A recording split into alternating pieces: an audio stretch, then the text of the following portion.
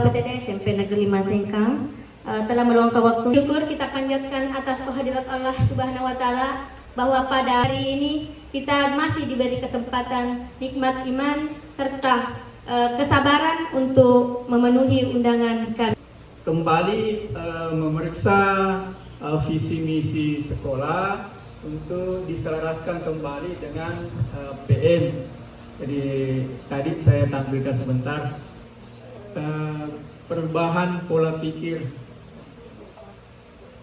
bertumbuh dan pola pikir tetap atau grow mindset dan fixed mindset. Sebelum saya lanjut lebih jauh, ada lembaran yang sudah saya cetak untuk dibagikan. Yang terpapar di atas di slide yaitu pola pikir, karakteristik pola pikir anak.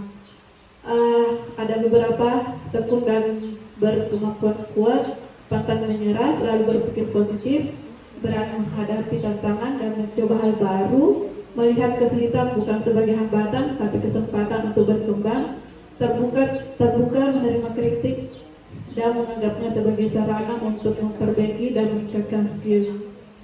Namun di luar yang kebiasaan, ya, ajar si kecil belajar dari banyak sumber, ya, apalagi sekarang banyak sekali sumber yang bisa dipakai untuk belajar. Yang keempat, dorong anak untuk banyak bertanya, ya, di kelas dorong anak untuk banyak bertanya, jangan marah kalau ditanya, ya. Kemudian apalagi, ajarkan bahwa salah itu tidak apa-apa, ya, jangan alergi dengan kesalahan, ya, tidak apa-apa. Jelaskan kenapa gagal itu bagus. Apakah gagal itu bagus? Kenapa dikatakan di sini gagal itu bagus? Sebab ketika gagal itu melatih otak. Saya diberi kepercayaan menyampaikan materi terkait dengan perencanaan pembelajaran. Sebelum saya berbicara terkait perencanaan pembelajaran, kita satukan persepsi dulu Bapak Ibu bahwa sesungguhnya apa sih itu perencanaan pembelajaran.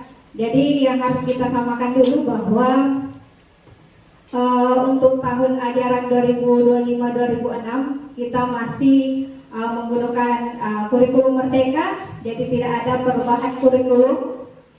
Hanya saja Bapak Menteri Pendidikan Dasar dan Menengah, Bapak Abdul Mukti, mengagung-agungkan terkait dengan pendekatan pembelajaran mendalam. Jadi deep learning itu hanya sebuah pendekatan, bukan kurikulum baru. Itu yang harus kita samakan dulu Bapak Ibu. Terkait dengan perencanaan pembelajaran mendalam, ini bukan hal baru bagi kita Bapak Ibu. Ini hanya penggunaan bahasa, ya. Assalamualaikum warahmatullahi wabarakatuh. Untuk materi asesmen dalam pembelajaran mendalam, di situ ada 15 slide, tapi tidak semua akan saya paparkan, hanya beberapa. Mendalam. Jadi bawang apa sih yang membedakan di kedua pendekatan ini asesmennya? Secara umum seperti yang tadi sebelumnya sudah dipaparkan oleh Ibu Andi Dendra, bahwa di asesmen itu ada 3 asesmen: as learning, for learning, dan of learning. Itu tidak harus berbentuk pertanyaan. Kemudian asesmen formatif itu dilakukan di awal pembelajaran. Itu kan yang sering kita lakukan itu pertanyaan pemantik sebelum kita masuk ke materi inti. Kan biasa kita bertanya ke siswa, nah siswa kan ada yang menjawab 1-2 orang, itu kita bisa melakukan asesmen di situ, asesmen awal namanya. Assalamualaikum warahmatullahi wabarakatuh. Keterlibatan murid dalam kelompok atau sikap dan kerjasama. Kemudian yang kedua, penilaian bacaan khusus pendidikan agama Islam, ini penilaian bacaan Al-Quran dalam kelompok. Yang ketiga, diskusi kelompok tentang Alif Lam Syamsiah dan Alif Lam Qamariyah. Khusus asesmen formatif digunakan untuk memantau proses dan perkembangan belajar selama kegiatan berlangsung. Terima kasih. Assalamualaikum warahmatullahi wabarakatuh.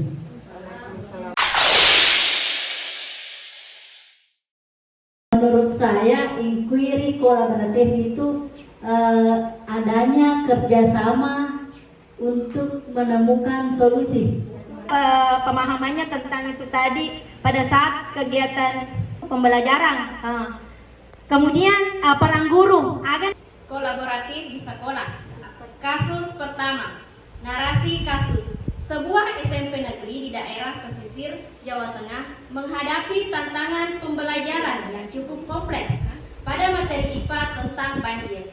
Sekolah ini memiliki murid yang berasal dari lingkungan yang sering terdampak banjir, kurang memotivasi murid untuk aktif berpartisipasi konsep ilmiah dengan kondisi lingkungan sekitar mereka, tetapi juga mampu mengaplikasikan pengetahuan dalam konteks nyata dan merasa senang dalam proses belajar. Melakukan inquiry kolaboratif, mereka memulai dengan mengidentifikasi kebutuhan murid dan konteks lingkungan melalui observasi dan diskusi bersama.